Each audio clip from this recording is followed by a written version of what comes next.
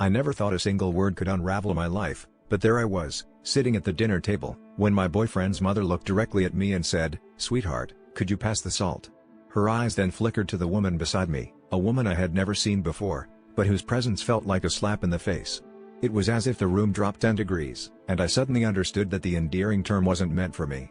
My heart pounded in my chest as the realization struck: I was the outsider at this table, and she knew about the affair. My mind raced back to subtle signs I had ignored: his late nights at work, the cryptic phone calls he always took outside, and the new cologne that wasn't for me. The woman, younger and painfully beautiful, gave a tight-lipped smile as she took the salt shaker. It was a smile that screamed a silent confession, and my stomach churned with nausea and betrayal. I wanted to confront him right there, to stand up and demand the truth, but my voice caught in my throat, choked by the betrayal and deceit that filled the air. The dinner dragged on, each bite tasting more bitter than the last.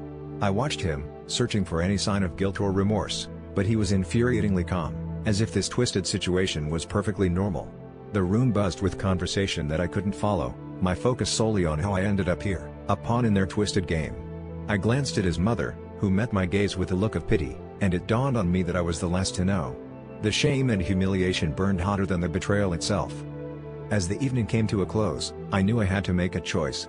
I could stay, accept the crumbs of his affection, and pretend this night never happened, or I could walk away, leaving behind the lies and deceit.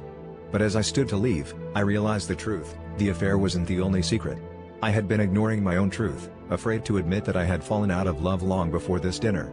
The real betrayal was not his infidelity, but my own unwillingness to face my unhappiness.